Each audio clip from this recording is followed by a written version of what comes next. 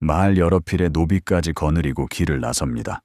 지나는 고을마다 사또가 나와 술상을 차려줍니다. 이게 벌 받으러 가는 사람의 모습이었을까요? 그런데 이것도 유배였고 방 한 칸에 갇혀 10년 넘게 하늘 한 번 못 본 것도 같은 유배였습니다. 조선이 정해둔 벌은 하나였지만 그 벌을 사는 방식은 사람마다 완전히 달랐습니다. 오늘은 그 이야기를 한번 풀어볼까 합니다. 의금부 마당입니다. 죄인의 이름이 불리고 형벌이 정해집니다. 볼기를 치는 태형, 곤장을 치는 장형, 몸으로 노역을 치르는 도형, 그리고 유배, 마지막이 목숨을 거두는 사형이었습니다. 순서대로 보면 유배는 사형 바로 아래, 5가지 형벌 중에서 2번째로 무거운 벌이었지요. 곤장은 맞고 몸이 아물면 그만이지만 유배는 다릅니다. 판결이 내려지는 순간 그 사람의 집도 밭도 살던 마을도 전부 두고 떠나야 합니다. 다른 형벌은 다 형기가 정해져 있는데 유배만은 정해진 기한이 없었습니다. 임금이 특별히 사면을 내려야만 풀려날 수 있는 사실상 무기형이었던 거예요. 쉽게 말하면 언제 끝날지 아무도 모르는 벌이었던 셈이지요. 그런데 말입니다. 이 종신형이라는 말, 알고 보면 절반만 맞는 말입니다. 세월이 한참 흐른 뒤 학자들이 조선 후기 재판 기록인 일성록을 한 장 한 장 넘겨봤습니다. 살인죄를 지어 사형에서 감형되어 유배된 사람 367명을 하나하나 추적한 겁니다. 그랬더니 그중 336명이 평균 6해 만에 고향으로 돌아왔다는 사실이 드러났습니다. 죽을 때까지 못 돌아온다던 그 벌이 실제로는 6해면 끝나는 경우가 더 많았던 겁니다. 이름은 종신형인데 실제 사는 모습은 그렇지 않았던 셈이지요. 그렇다면 자연스럽게 궁금해지실 겁니다. 어떤 사람은 6해 만에 짐을 싸서 고향으로 향하고 어떤 사람은 그 땅에 뼈를 묻습니다. 이 차이는 대체 어디서 왔을까요? 단순히 운이 좋고 나쁘고의 문제는 아니었습니다. 그 사람이 어디로 보내졌는지, 그리고 그곳에서 어떤 대우를 받았는지가 삶을 완전히 갈랐거든요. 두 사람이 같은 날 같은 죄목으로 같은 벌을 받아도 서 있는 자리가 다르면 그 뒤의 삶도 완전히 달라졌던 겁니다. 답을 찾으려면 먼저 그 사람이 끌려간 길부터 따라가 봐야 합니다. 죄인이 압송을 앞두고 있습니다. 관리가 문서를 펼쳐 거리를 확인합니다.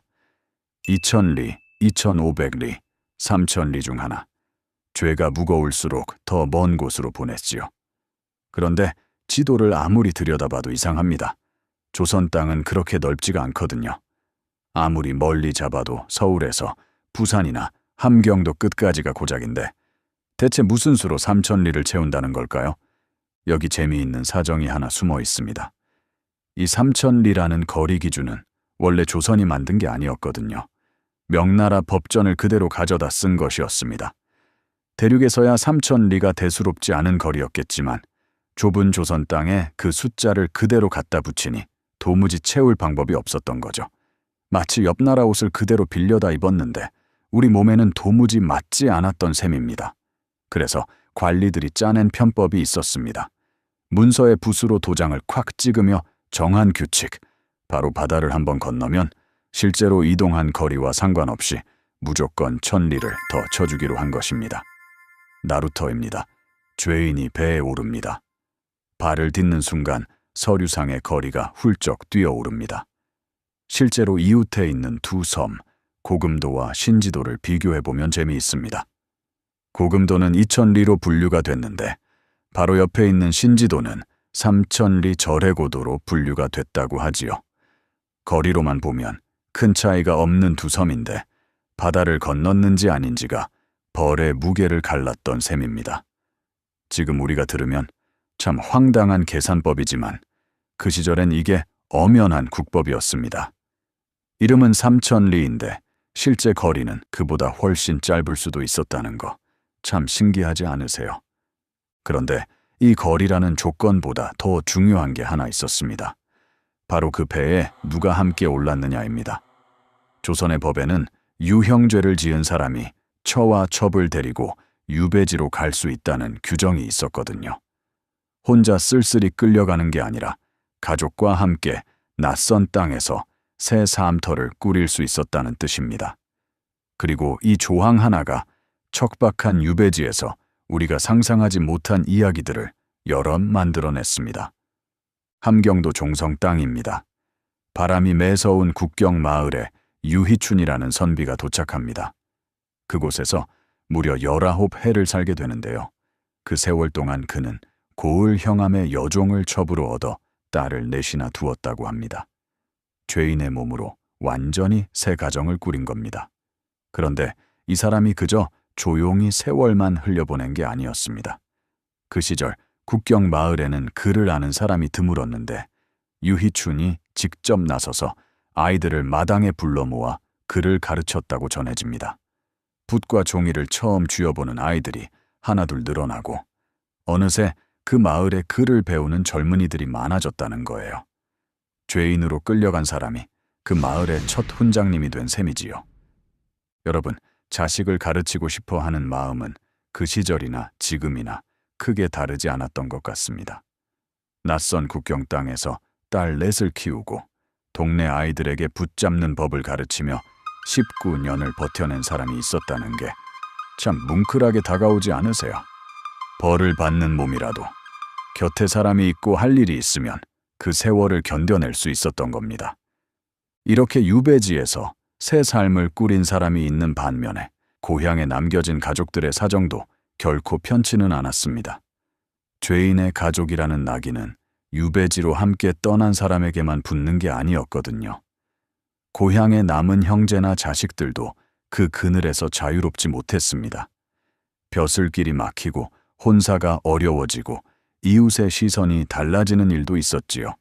한 사람의 유배가 결국 한 집안 전체의 삶을 바꿔놓았던 겁니다. 그런데 이 처첩 동행이라는 규정이 언제나 이렇게 훈훈한 이야기만 만든 건 아니었습니다. 같은 법조문 하나가 누구에게는 기회였고 누구에게는 또 다른 형벌의 시작이었거든요. 제주도로 가는 뱃길입니다. 한때 이름 있는 양반가의 안주인이었던 정난주라는 여인이 그 배에 타고 있습니다. 남편이 나라의 큰 죄에 연루되면서 그녀는 하루아침에 관청의 노비 신분으로 떨어지고 말았습니다. 배에서 내리는 순간 그녀는 더 이상 양반집 부인이 아니었습니다. 그렇게 제주도 대정현에서 시작된 삶이 그녀가 세상을 떠날 때까지 자그마치 37해나 이어졌다고 합니다. 어제까지 안주인이던 사람이 오늘부터는 관청의 메인 노비가 되어 평생을 섬에서 벗어나지 못하는 삶이었던 겁니다. 한 사람은 국경 마을에서 딸 넷을 키우며 존경받는 훈장님으로 살았고 한 사람은 섬에 갇혀 신분을 잃은 채 37해를 살았습니다. 같은 처첩 동행이라는 조건 하나가 유희춘에게는 새 가정을 꾸릴 기회가 되었고 정난주에게는 신분이 나락으로 떨어지는 형벌이 되었던 겁니다. 벌이라는 이름은 하나였는데 그 벌이 실제로 걸어간 길은 이렇게나 달랐던 겁니다. 지금까지는 누구와 함께 가느냐의 이야기였다면 이제는 어디로 가느냐의 이야기로 넘어가 보겠습니다. 조선팔도의 지도를 펼쳐놓고 붉은 점을 찍어보면 유독 점이 몰리는 곳이 있습니다. 바로 전라도입니다. 기록을 살펴보니 호남 지역으로 유배 온 사람이 무려 928명이나 됩니다. 그 중에서도 진도가 70번으로 가장 많았고 흑산도가 68번, 해남이 58번, 강진이 38번 순이었습니다. 우리가 잘 모르는 곳도 있는데요. 경상도 포항의 장기라는 고을에도 149번, 200여 명이 유배를 왔다는 기록이 남아 있습니다. 지금은 아름다운 관광지로 유명한 그 바닷가들이 그 시절엔 죄인들이 흘러들던 유배의 땅이었던 거지요. 그때는 가족과 눈물로 이별하던 뱃길이 지금은 여행객들이 설레는 마음으로 오르는 뱃길이 되었으니 참 세상 일이 알 수 없다는 생각도 듭니다. 그리고 여기서 한 가지 짚고 넘어갈 게 있습니다. 우리는 흔히 유배하면 벼슬을 잃은 양반만 떠올리는데 실제로는 평민이나 신분이 낮은 사람도 그 길을 걸었습니다. 살인 같은 중죄를 지은 사람도 사형을 면하면 유배로 대신하는 경우가 많았거든요. 죄인의 무리 속에는 학식 높은 선비도, 평범한 농사꾼도 함께 섞여 있었던 겁니다. 그 행렬은 정해진 기일 안에 도착해야 했고, 하루에 걸어야 할 거리가 평균 34km쯤 됐다고 하니 몸이 성한 사람에게도 쉬운 여정이 아니었지요. 게다가 이 길에 드는 비용은 대부분 죄인 스스로가 마련해야 했습니다. 말을 구하는 값이든 길에서 먹고 자는 값이든 주머니 사정에 따라 그 길의 무게가 또 달라졌던 거예요. 그런데 이렇게 힘겹게 도착한 유배지들 중에서도 사람들이 유독 안도하며 이름을 부르던 곳이 있었습니다. 바로 신지도와 고금도입니다. 배에서 내린 유배인을 마을 사람들이 둘러섭니다. 서로 힘을 모아 먹을 것을 나누고 심심하지 말라며 서당까지 열어 글 가르치는 소일거리를 만들어줍니다. 원교 이광사라는 이름난 서예가가 신지도로 유배를 갔을 때는 황치곤이라는 마을 사람이 스스로 나서서 그를 돌봐주며 마음 편히 붓을 잡을 수 있게 배려했다고 합니다. 같은 섬이라도 그곳 사람들의 마음이 어떠냐에 따라 유배지가 천국도 되고 지옥도 될 수 있었던 셈입니다. 그런데 이렇게 온정 어린 유배지가 있는가 하면 정반대로 벌이 갈수록 무거워지는 방식도 있었습니다. 어느 집 마당입니다. 일꾼들이 나무를 베어와 담벼락처럼 촘촘히 박습니다. 죄가 특히 무겁다고 판단되면 그저 먼 곳으로 보내는 데서 그치지 않고 집 둘레에 가시나무 울타리를 두른 겁니다. 이걸 위리안치라고 하는데요. 이름 그대로 울타리 안에 사람을 가둬 안치한다는 뜻입니다. 여기서 벌이 더 무거워지면 천극안치, 그보다 더 무거워지면 가극안치라는 이름이 붙었습니다. 벌이 무거워질 때마다 일꾼들이 다시 나무를 베어와 울타리를 한 겹씩 더 촘촘하게 둘렀던 겁니다. 실제로 김달순이라는 인물은 처음엔 외딴 섬으로 보내지는 절도안치였다가 위리안치로, 다시 청극안치와 가극안치로 형이 단계마다 더 무거워지더니 끝내 사약을 받았다는 기록이 남아 있습니다. 죄가 확정될 때마다 형벌의 이름이 계속 바뀌어간 셈인데 이름이 하나씩 붙을 때마다 그 사람의 마당은 점점 더 좁고 어두운 곳으로 밀려났던 겁니다. 이렇게 형벌의 이름과 등급까지 촘촘하게 나뉘어 있었다는 걸 보면 조선이라는 나라가 벌 하나에도 얼마나 세세하게 규칙을 정해두었는지 짐작이 가실 겁니다. 여기까지 들으시면 유배라는 벌이 참 잔인하게만 느껴지실 텐데요. 그런데 벌의 무게를 가른 마지막 결정적인 이유는 사실 따로 있었습니다. 거리도 아니고 섬인지 육지인지도 아니고 바로 그 사람이 조정에서 어떤 위치에 있었느냐, 그리고 앞으로 다시 쓰일 가능성이 있는 사람이었느냐였습니다. 오늘의 죄인이 내일의 권력자가 될 수도 있는 자리였다면 사람들의 태도는 완전히 달라졌던 겁니다. 강진 땅 다산 초당입니다. 정약용이라는 이름은 다들 익숙하실 겁니다. 여기서 그가 18년이라는 긴 세월을 보냈지요. 방 안에는 벼루와 붓, 그리고 산처럼 쌓인 종이 뭉치가 있습니다.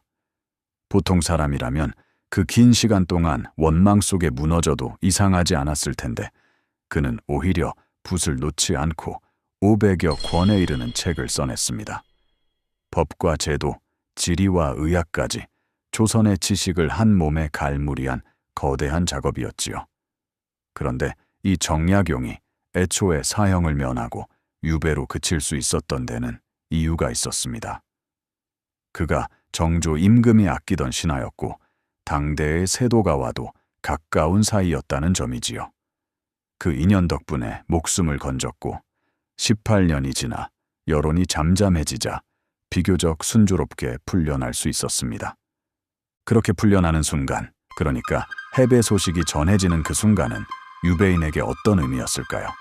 몇 년이고 소식 한 장 없던 사람의 살인문 앞에 어느 날 갑자기 한양에서 온 사면 교지가 도착합니다. 그 종이 한 장이 그 사람의 남은 삶 전체를 뒤바꾸는 거지요. 누군가는 그 소식을 받고 몇 달을 걸어 고향으로 돌아갔고, 누군가는 끝내 그 소식을 받지 못한 채 유배지에서 눈을 감았습니다.